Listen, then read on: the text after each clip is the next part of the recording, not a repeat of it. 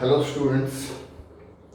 देखो बेटा, इस वक्त जो हमारी क्लासेस चल रही हैं उसमें हम डिफरेंट वेरिएशंस पे काम कर रहे हैं। और वो वेरिएशन किस तरह की, जो solution of algebraic equations bye matrix method. ठीक है, एक बहुत इंपॉर्टेंट टॉपिक है डिटरमिनेंट्स के चैप्टर का, कि अगर हमें कोई एल्जेब्रिक इक्वेशन मिले तो उसका सॉल्यूशन पता करना या उसका नेचर ऑफ सॉल्यूशन पता करना। अब ये दोनों बातें तो हमने ऑलरेडी सीख ली थी पहले। अब हम किस पे काम कर रहे हैं, जो अलग अलग तरह से इस टॉपिक को घुमाया जा सकता है, जो डिफरेंट डिफरेंट वेरिएशंस हैं, हम उस पे काम कर रहे हैं। प्रीवियस क्लास की अगर हम बात करें, ठीक है, लास्ट लाइव क्लास, तो हम उसमें अब तक बेटा असाइनमेंट के अकॉर्डिंगली 3 वेरिएशंस डिस्कस कर चुके हैं। आई होप कि आपने वो होमवर्क कर लिया होगा, वेरिएशन 1, 2, 3। ठीक है, तो 3 वेरिएशंस बेटा हमारी कंप्लीट हैं। आगे की वेरिएशंस को मैं कंटिन्यू कर रहा हूं फ्रॉम द असाइनमेंट। ठीक है, तो हेडिंग तो सच ऐसे कुछ है नहीं, ऑलरेडी हमने हेडिंग डाली हुई है। वेरिएशन 1, 2, 3 हमने प्रीवियस लाइव क्लास में कर लिया। तो नाउ आज हम इसमें इस वीडियो क्लास में हम वेरिएशन 4, 5 देखते हैं हम कितनी वेरिएशन डिस्कस कर पाते हैं। ठीक है, तो नाउ हेडिंग डाल लीजिए वेरिएशन 4। क्वेश्चन बेटा मैं एग्जैक्टली असाइनमेंट वाला ले रहा हूं, क्योंकि पूरा कंप्लीट सॉल्यूशन जहां मुझे लगेगा जिस वेरिएशन में कंप्लीट सॉल्यूशन करवाने वाली बात है मैं करवाऊंगा। बस जिस वेरिएशन में मुझे लगता है कि नहीं सिर्फ आपको हिंट दे देने से काम चल जाएगा, तो मैं हिंट दे के छोड़ दूंगा, आप कंप्लीट करेंगे। असाइनमेंट में क्वेश्चन आपके सामने है, करके आप आंसर टैली करेंगे। ठीक है, राइट। तो नाउ वेरिएशन 4। वेरिएशन 4 में हमें system of algebraic equations 3 equations दी हैं, बट कैसे दी हैं जरा देखिएगा। 3/x plus 4/y plus 2/z equal to 8। 2/y minus 3/z equal to 3। 1/x minus 2/y plus 6/z equal to -2। ठीक है बेटा, ये 3 सिस्टम ऑफ एल्जेब्रिक इक्वेशन है। लीनियर तो नहीं बोल सकते इनको, बट एक ऐसी इक्वेशन है, एल्जेब्रिक इक्वेशन है, और हमें सॉल्व करना है बाय मैट्रिक्स मेथड। ठीक है, अब जरा समझिए, सिर्फ एक दूंगा, आई होप बाकी का काम आप कर लोगे। ठीक है, तो जरा देखो, जब आप इसका बेटा सॉल्यूशन शुरू करोगे, सबसे पहले तो मैं आपको ये क्लियर कर दूं, आपने नोटिस तो कर ही लिया कि x, y, z फ्रैक्शन में, डिनोमिनेटर में, तो इसके सॉल्यूशन में कुछ स्टूडेंट के माइंड में 10th क्लास थोड़ा सा याद आएगी। उन्हें क्या लगेगा कि हम 1/x को, आप लोग मत लिखना, सिर्फ एक बार बता रहा हूं कि 1/x को u मान लें, 1/y को v मान लें, 1/z को w मान लें। कुछ याद है 10th में ऐसा किया था, राइट। तो u v w ऐसे मान के फिर सॉल्व करेंगे, u v w की वैल्यू निकालेंगे, x y z की बजाय u v w निकालेंगे, और फिर u की जगह क्या डाल देंगे 1/x, वहां से x, जो v की जगह क्या डाल देंगे 1/y, वहां से y निकल आएगा, w की जगह 1/z डाल देंगे, वहां से z निकल आएगा। ठीक है, इस प्रोसेस को मैं गलत नहीं कह रहा हूं, बट मैं कह रहा हूं थोड़ा सा आप लेंदी कर लोगे। u v w की बेटा कोई जरूरत ही नहीं, क्या करना है, कोई जरूरत नहीं है।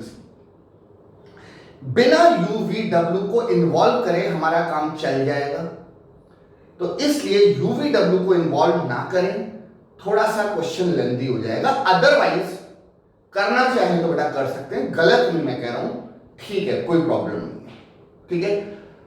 अदरवाइज फिर कैसे करें वो एक बार आप देखो।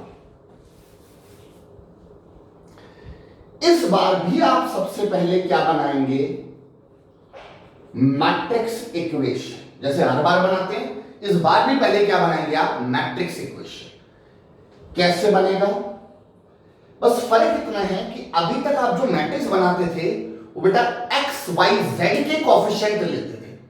इस बार एक्स वाई जेड की बजाय 1 बाय एक्स, 1 बाय वाई और 1 बाय जेड के बेटा कोफिशिएंट लेंगे। तो जरा देखो क्या आएगा, 3 4 2 0 2 -3 1 -2 6, ठीक है।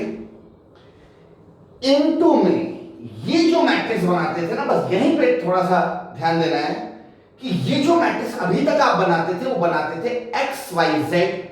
इस बार आप बनाएंगे 1 by x, 1 by y, 1 by z. हाँ जी बेटा, आई बात समझ में? जो आप एक्स वाई जेड बनाते थे वहां पर 1 by x, 1 by y, 1 by z, और इक्वल टू के राइट हैंड साइड में कांस्टेंट टर्म्स 8 3 -2, ठीक है, क्लियर है? आगे बात बेटा समझ में? और अब वही पुराना काम, इसको ले लिया कैपिटल ए, इसको ले लिया कैपिटल एक्स, इसको ले लिया B.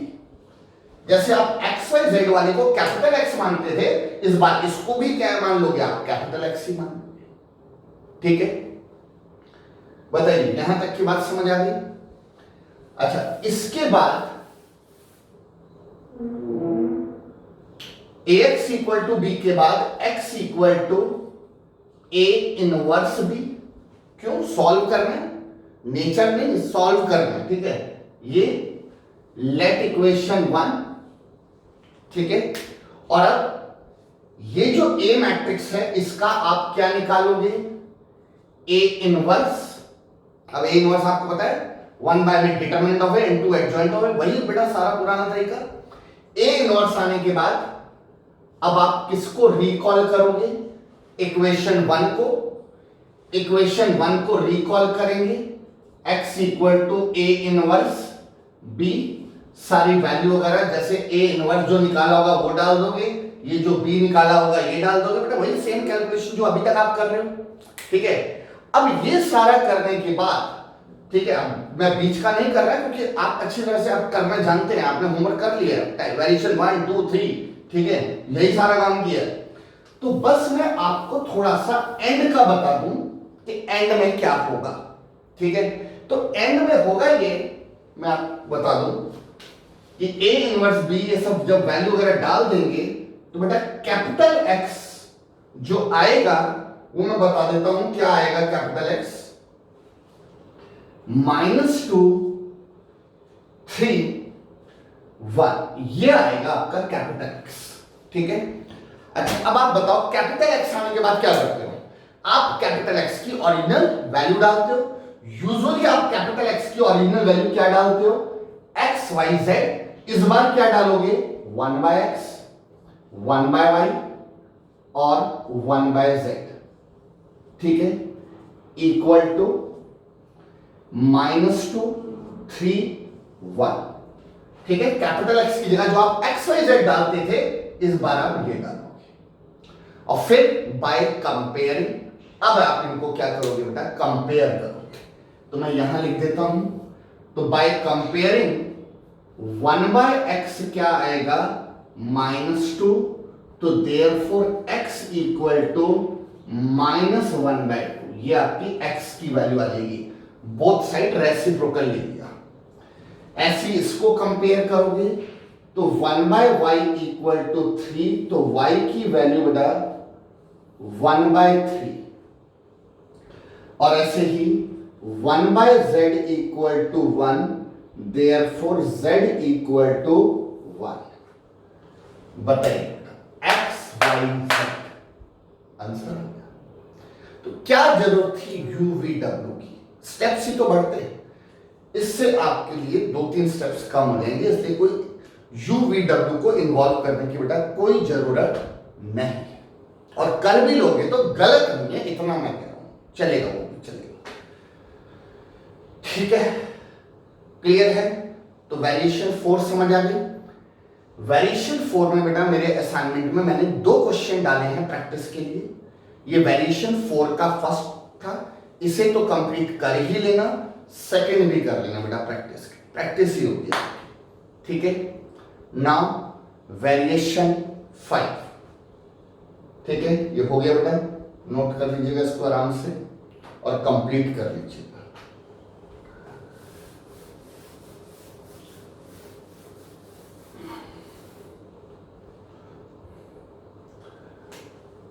Variation 5 is very close to variation 4, almost same है, बस थोड़ा प्रेजेंटेशन इस तरह से है कि कई बार उसमें स्टूडेंट घूम जाते हैं। जैसे कि इसमें भी वही 3 इक्वेशन दी हैं, सॉल्व करने बेटा 3 इक्वेशंस क्या हैं? 3x माइनस का 2y प्लस का 4yz इक्वल टू 15। दूसरी equation x plus 1/y minus का 3yz इक्वल टू माइनस का 2। 2x माइनस का 3/y प्लस का yz इक्वल टू 5। ठीक है, अब वैसे बेटा 3 इक्वेशंस हैं, ठीक है, अलजेब्रिक इक्वेशंस हैं, सॉल्व करके x y z निकालना है। अब variation 5 very close to variation 4 जो अभी मैंने कराई, पर जिस वे में दिया ना, इसमें मैंने क्या देखा, स्टूडेंट क्या करते हैं, कुछ स्टूडेंट एलसीएम लेने शुरू कर देते हैं कि हाँ एलसीएम ले लिया, फिर उसको क्रॉस मल्टीप्लाई किया। बेटा कुछ करने की जरूरत नहीं है, ठीक है ना। इसमें भी आप क्या करेंगे, सबसे पहले मैट्रिक्स इक्वेशन बनाएंगे और जरा देखिएगा क्या बनेगा। बस कोफिशिएंट किस किस के लेने हैं, एक्स का, 1/y का और yz का, और किसका, yz का। तो देखिए 3 माइनस 2 4, 1 1 माइनस 3 2 माइनस 3 1 इनटू में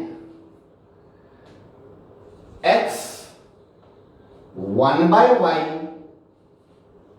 yz, मतलब यहां पे जो वेरिएबल है वो देखो एज ए एक्स रहेगा, एक 1/y रहेगा और तीसरा क्या रहेगा, yz, और इक्वल टू 15 माइनस 2 5। बताइए जैसे वेरिएशन 4 में किया था, लगभग वही पैटर्न मैंने यहां पर भी कर दिया बेटा। और अब ये capital A capital X equal to B, तो मतलब ये जो मर्जी लिखा जाए मैं हमेशा क्या लिखूंगा, इसे कैपिटल एक्स लिखूंगा। ठीक है, अच्छा अब आगे का फिर वही तरीका, एक्स इक्वल टू बी, तो बेटा एक्स क्या होगा, A inverse B, let equation 1। फिर क्या करेंगे आप, ए इनवर्स निकालेंगे, कैसे, 1 bye determinant of A into adjoint of A, formula. अब तो बहुत बार ए इनवर्स निकाल लिया आपने। ए इनवर्स निकालने के बाद आप वो वैल्यू कहां पुट करेंगे, इक्वेशन 1 में। Equation 1 X equal to A inverse B, ठीक है। और अब आप ए इनवर्स की वैल्यू डालेंगे, बी से मल्टीप्लाई करेंगे, सारी कैलकुलेशन करके इसका भी मैं आपको एंड बता दूं कि इसके एंड में क्या मिलेगा। ठीक है, ये सारे आपने कंप्लीट करने हैं। सारा प्रोसेस करने के बाद आपको बेटा इसके एंड में जो कैपिटल एक्स आएगा वो मैं एक बार बता देता हूं आपको एग्जैक्टली। यहां पे बेटा कैपिटल एक्स आपको मिलेगा 312। ठीक है, अब आप कैपिटल एक्स की ओरिजिनल वैल्यू डालोगे। कैपिटल एक्स आपने किससे लिया हुआ है? X 1/y yz equal to 312। ठीक है, कैपिटल एक्स की वैल्यू डाल देंगे और कैपिटल एक्स की वैल्यू डालते ही जब आप उसको कंपेयर करेंगे बाय कंपेयरिंग, तो x इक्वल टू, तो बेटा सीधा सीधा 3 आ गया, 1/y 1 आ गया, तो रेसिप्रोकल करके y इक्वल टू 1 आ गया। ठीक है, और yz बेटा 2 आ गया, और अब इसमें y की ये वाली वैल्यू डाल देंगे तो 1 इंटू z इक्वल टू 2, तो z equal to 2 x y z। तो ये क्लियर है। कैपिटल एक्स तक तो आपने वेरिएशन 1 में किया, 2 में किया, 3 में किया, 4 में भी करोगे, 5 में भी वही है, और इसके आने के बाद बस ये थोड़ा सा काम करना है। ठीक है, तो बेटा वेरिएशन 5 को भी कर लेना, कंप्लीट कर लेना, आंसर टैली कर लेना। ठीक है, right. Now variation 6, right.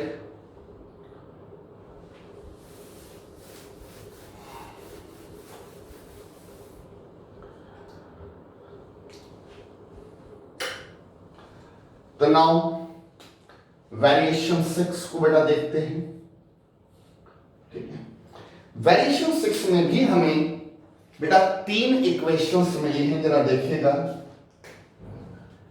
x plus y plus z equal to 6, x plus 2y plus 3z equal to 14,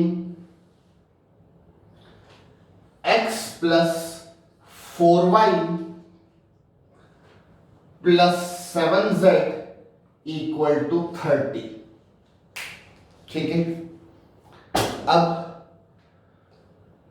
आपको इन 3 क्वेश्चंस को देख के सबसे पहले ये नजर लगेगा कि ये 3 इक्वेशन, ये तो वेरिएशन 1 में भी था, सीधा सीधा 3 इक्वेशन है। वेरिएशन 1 में भी तो 3 इक्वेशन मिलती थी, तो सर ने वेरिएशन 6 में दोबारा से क्यों डाल दिया? वेरिएशन 1 में भी तो यही था, 3 इक्वेशन मिली थी, वेरिएशन 6 में भी 3 इक्वेशन मिल गई, तो दोबारा डालने का क्या मतलब है? वेरिएशन नहीं बनाने का क्या मतलब है? राइट। तो बेटा इसमें मैं आपको बताता हूं होगा क्या।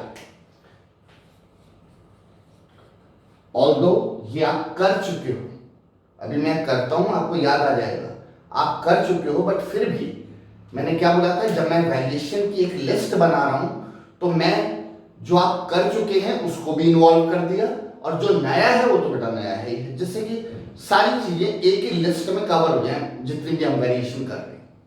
देखो बेटा इसमें क्या होगा, इसमें आप सबसे पहले मैट्रिक्स इक्वेशन बनाएंगे। मैट्रिक्स इक्वेशन बनाने के लिए अरेंज करेंगे 1 1 1 1 2 3 1 4 7। इनटू में क्या लिखेंगे, X Y Z, equal to में क्या लिखेंगे, 6 14 30। ठीक है, सबसे पहले ये अरेंज कर दिया। Now capital A capital X equal to B, ठीक है, X equal to A inverse B, let equation 1। सबको ठीक चल रहा है, यहां तक तो बेटा हो रहा है। अब क्या करोगे आप, ए इनवर्स निकालोगे। ए इनवर्स निकालने के लिए आप क्या निकालेंगे, डिटर्मिनेंट ऑफ ए। और सारी कहानी बेटा इसी डिटर्मिनेंट ऑफ ए में छिपी हुई है। जैसे ही आप डिटरमिनेंट ऑफ ए निकालोगे आप देखना वो जीरो आ रहा है। डिटरमिनेंट ऑफ ए जीरो आ रहा है, इसका मतलब A inverse does not exist. बेटा क्या मतलब निकला कि इट मींस, यह आप निकाल के देखना, ठीक है। It means A inverse does not exist. चलो जी अब क्या करेंगे, ए इनवर्स एग्जिस्ट नहीं कर रहा, ठीक है, फिर क्या करें, ठीक है। तो बेटा ये आप याद कीजिए, ज्यादा नहीं है, एक दो क्लास पुरानी ही बात है, ठीक है। लास्ट लाइव क्लास से, उससे प्रीवियस जो लाइव क्लास ली थी उसी में मैंने बेटा बताया था, एक प्रॉपर आपको नोट लिखवाया था कि अगर डिटरमिनेंट ऑफ ए जीरो आ जाए तो उसका इलाज क्या है, क्या करते हैं। ये नहीं कि अच्छा आ गया अब तो हो ही नहीं सकता छोड़ दें यहां पे, ये मत करना। आप कहें A inverse does not exist, हो गया भाई बात खत्म, नहीं। तो फिर क्या करना है बेटा, मैं याद दिलाता हूं। आप एडजॉइंट ऑफ ए निकालेंगे, फिर आप एडजॉइंट ऑफ ए को किससे मल्टीप्लाई करेंगे बेटा, बी से मल्टीप्लाई करेंगे। फिर दो बातें हैं, adjoint of A into B zero आ रहा है या adjoint of A into B zero नहीं आ रहा है।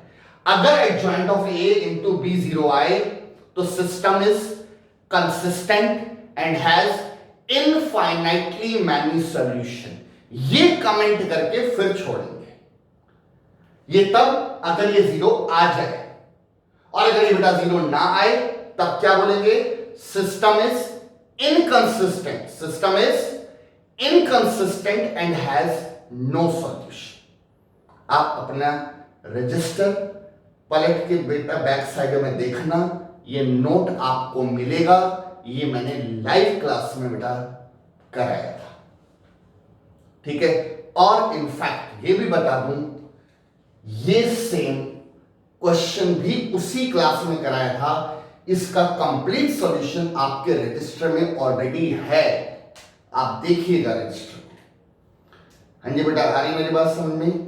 तो बस आपको बैक साइड में जाना है, एक बार उस नोट को रिवाइज करना है। क्या नोट था कि अगर डिटरमिनेंट वैल्यू जीरो आ जाए, मैंने केसेस बनाए थे, केस 1 जब जीरो ना आए, केस 2 जब जीरो आ जाए, जब जीरो आ जाए तो उसका क्या इलाज है, ये सब बेटा उस नोट में लिखा हुआ है, आप रजिस्टर को देखिए।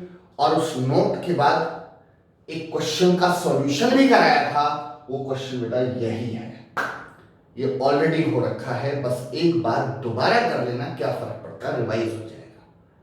बट वेरिएशन 6 का वेरिएशन 1 से कंपैरिजन समझ आ गया।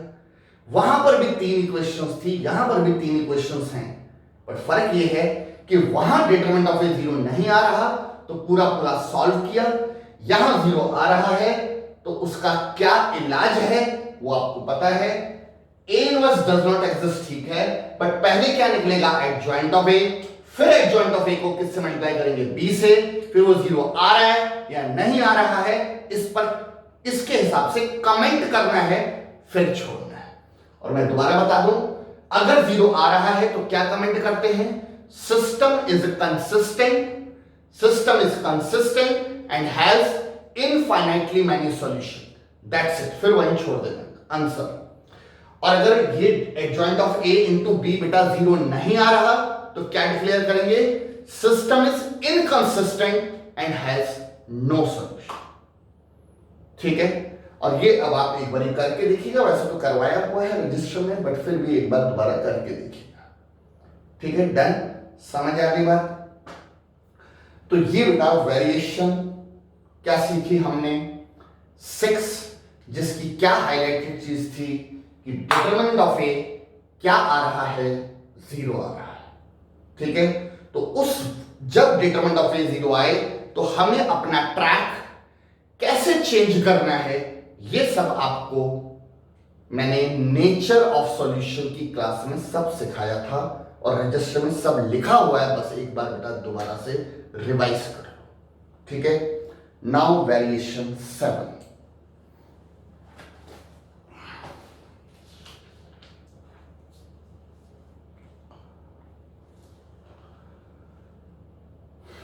बेटा नोट कर लिया।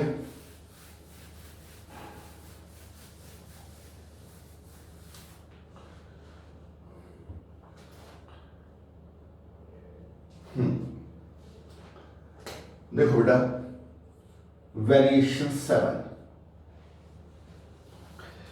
वेरिएशन 7 में बिल्कुल एक यूनिक चीज है, जरा देखिए किस तरह से क्वेश्चन है। वेरिएशन 7 में मैंने अपने असाइनमेंट में 3 क्वेश्चंस डाले हैं, ठीक है, राइट, थोड़ा सा यूनिक है इसलिए प्रैक्टिस के लिए 3 क्वेश्चन डाले हैं। मैं वेरिएशन 7 का फर्स्ट पार्ट कर रहा हूं, ठीक है। क्वेश्चन क्या है पहले आपको समझाता हूं, ठीक है। एक मैट्रिक्स दिया है ए, अभी मैं लिखूंगा पता लग जाएगा। एक मैट्रिक्स दिया है बी, बाद में आराम से क्वेश्चन देख लेना असाइनमेंट से। एक बेटा मैट्रिक्स ए दिया है, फिर मैट्रिक्स बी दिया है, और क्या मांगा है उसने, पहले तो ए बी, मतलब ए और बी की मल्टीप्लाई करनी है, मैट्रिक्स की मल्टीप्लिकेशन आती है आपको। अच्छा, उसके बाद क्या बोला है, हेंस सॉल्व, हाँ जी बेटा क्या बोला है, हेंस सॉल्व, और इसके नीचे आपको 3 इक्वेशंस दी हुई हैं, ठीक है, 3 अलजेब्रिक इक्वेशंस दी, ठीक है। सीधा सीधा वो 3 इक्वेशन सॉल्व करने को नहीं बोला, क्या बोला, ए एक मैट्रिक्स दे दिया, बी एक मैट्रिक्स दे दिया, पहले तो ए बी निकलवाया, और फिर कहता है कि वो जो ए बी निकलेगा उसका यूज करना है क्या निकालने के लिए, इन 3 इक्वेशन को सॉल्व करने के लिए, ठीक है। असाइनमेंट को ओपन करेंगे, आप देखना, खोलो, सब ये क्वेश्चन देखेगा, ठीक है। तो अब सारी कहानी क्या है, वेरिएशन 7 की यूनिकनेस क्या है, कि एक तो बोला हुआ है हेंस, राइट, हेंस का मतलब कि जो आपने बेटा ए बी निकाला होगा, ध्यान से सुनना, जो आपने क्या निकाला होगा, ए बी निकाला होगा, उसको यूज करके ये 3 इक्वेशन निकालनी, यही तो सारी मेन चीज है। वैसे 3 इक्वेशन सॉल्व कर दो, काट देगा, कोई नंबर नहीं देगा। तो जो आपने ए बी निकाला होगा उसको सॉल्व करके आपको इन 3 इक्वेशन को सॉल्व करना है, उसको यूज करके, ठीक है। चलिए तो शुरू करते हैं। तो सबसे पहले हम क्या करते हैं कि बेटा जो उसने बोला उतना तो करें। उसने क्या बोला, ए बी निकालो पहले, तो बेटा पहले ए बी निकालते हैं। अब ए बी देखो क्या है, -444 -713 5 -3 माइनस का 1 इनटू में बी, बी मैट्रिक्स दिया है 1 -1 1, बेटा 1 -1 1 1 -2 -2 2 1 3 2 1 3, ठीक है। और इन दोनों मैट्रिक्स की क्या मांगी है, मल्टीप्लिकेशन, ए बी निकालना है। तो बेटा मल्टीप्लिकेशन तो आप सबको आती है, वो मुझे करवाने की जरूरत नहीं, मतलब मैं सीधा आंसर लिख देता हूं, आप करके देख लेना ये मल्टीप्लिकेशन क्या आएगी। जैसे पहले से पहला -4, अगला 4, अगला 8, तो 8 आएगा कैंसिल होके, ठीक है। इसके बाद आप बेटा कैलकुलेशन करके देख लेना, मैं आपको फिलहाल सीधा सीधा एक रिजल्ट दे देता हूं कि ये आ रहा है। हाँ जी, क्लियर है। मल्टीप्लिकेशन क्योंकि आप सबको आती है तो इसलिए बेटा मैंने प्रॉपर करके नहीं दिखाया, आप करके देख लेना, यही आएगा, ठीक है। जैसे ही ये ए बी आया, अब आपके माइंड में एक बात क्या घूमनी चाहिए, अच्छा ये कुछ है, ये कुछ खास तरह का मैट्रिक्स है, टाइप्स ऑफ मैट्रिक्स में आता है। यस, क्या खास है, इस मैट्रिक्स को बोलते हैं स्केलर मैट्रिक्स। क्या बोलते हैं बेटा, स्केलर मैट्रिक्स। स्केलर मैट्रिक्स क्या होता है, जिसके मेन डायगोनल एलिमेंट्स क्या होते हैं, सेम, रेस्ट आर 0। इसके मेन डायगोनल एलिमेंट बेटा सेम है और बाकी एलिमेंट 0 हैं, तो ये कैसा मैट्रिक्स है, स्केलर, ठीक है। तो this is not by chance, type 7 confirm है, टाइप 7 कंफर्म है कि AB की मल्टीप्लिकेशन स्केलर मैट्रिक्स आएगी। ना आए तो समझ जाना कहीं आप मल्टीप्लिकेशन में गड़बड़ कर रहे हो, तो मल्टीप्लिकेशन को रीचेक करना। ठीक है बेटा, तो AB इक्वल टू ये आ गया, और इसको मैं क्या लिख सकता हूं, 8 कॉमन ले लूं। 8 कॉमन लेने से क्या बचेगा, 1 0 0 0 1 0 0 0 1। ठीक है, चलो मैं एक स्टेप बना देता हूं, 1 0 0 0 1 0 0 0 1, और ये आ गया बेटा 8i। क्या आ गया बेटा, 8i। ठीक है, तो इसके नीचे लिखेंगे कि therefore AB equal to 8i, let equation 1। AB जो निकाला 8i, इक्वेशन 1 निकाल के बेटा मैंने रख लिया। अब देखेंगे कि इस AB का यूज कैसे करेंगे। ठीक है, अच्छा, अब उसने मुझे 3 इक्वेशन दी हैं। ठीक है बेटा, मैं इंटेंशनली ये नहीं मिटा रहा क्योंकि मुझे एक चीज सिखानी है आपको, तो मैं ये मिटा रहा हूं, उसको भी रख रहा हूं। ठीक है, आप तो फिलहाल इसी के नीचे कॉपी करिएगा। ठीक है, अब आप बताइए जो 3 इक्वेशन दी हैं, मैं इक्वेशन नहीं लिख रहा बेटा क्योंकि आप जब आप बाद में करना तो सब आपको दिख जाएगा 3 इक्वेशंस क्या हैं। आप इन 3 इक्वेशंस को सॉल्व करने के लिए क्या निकालेंगे, मैट्रिक्स इक्वेशन। क्या बनेंगे आप, मैट्रिक्स इक्वेशन। तो मैं बना देता हूं यहां बेटा 3 इक्वेशन आपके असाइनमेंट में। तो ये मैट्रिक्स इक्वेशन क्या बनेगी, 1 -1 1 1 -2 2 1 3। ठीक है, इनटू में क्या लिखोगे आप, X Y Z, equal to में आप क्या लिखेंगे, 4 9 1। ठीक है, ये मैट्रिक्स इक्वेशन बन गई। इसका ध्यान रखना बेटा, इक्वेशन बना इसको यूज करना है। अच्छा, जैसे बेटा मैट्रिक्स इक्वेशन बनेगी, ठीक है, आप क्या नोटिस करोगे कि ये वाला जो मैट्रिक्स है ना, वो या ए होगा या बी होगा।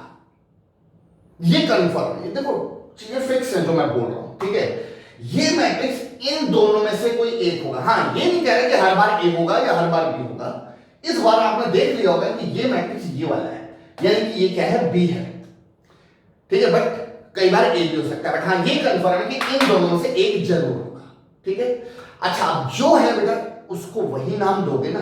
अब ये ए तो नहीं है ना, ये क्या है, बी है। देखो ए बी, अगर ये बी है तो बेटा इसको बी लिखोगे। ये थोड़े कि हर बार ए लिखते तो ए ही लिखेंगे, बी है तो बेटा बी लिखेंगे। इनटू में ये क्या है, कैपिटल एक्स, और इसको इस बार क्या नाम दे दिया, सी। आप कहेंगे हर बार बी देते थे बेटा, बी इस बार इसको नाम दे दिया, तो चलो मैंने इसको नाम क्या दे दिया, सी नाम दे दिया। राइट, तो बी एक्स इक्वल टू सी, तो यहां से x इक्वल टू क्या मिलेगा, b inverse C, let equation 2। b inverse C, let equation 2। ठीक है यहां तक। अच्छा, अब बेटा क्या बनता है कि हम यहां से क्या निकालें, b इनवर्स निकालें। क्या निकालें, b इनवर्स। पर इस बार b इनवर्स निकालने के लिए आपको फॉर्मूला नहीं लगाना, कोई आपको b की डिटरमिनेंट वैल्यू नहीं निकालनी, कोई कोफैक्टर, एडजॉइंट, कुछ नहीं।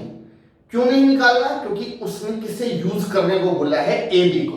तो अब जरा देखिएगा कि मैं ए बी को कैसे यूज करता हूं। ठीक है, तो अब मैं किसको रिकॉल करूंगा, इक्वेशन 1 को। क्या था equation 1, A B equals to 8i, A B equal to 8i। अब उसने आपसे मांगा क्या, आपको जरूरत किसकी है बेटा, बी इनवर्स की। किसकी जरूरत है, बी इनवर्स की। अगर बी इनवर्स की जरूरत है तो आप बोथ साइड किससे मल्टीप्लाई करेंगे, बी इनवर्स से। अगर आपको ए इनवर्स की जरूरत होती तो बोथ साइड ए इनवर्स से। ठीक है, तो मैं बोथ साइड किससे मल्टीप्लाई कर रहा हूं, बी इनवर्स से। तो A B into B inverse equal to 8i into में बी इनवर्स।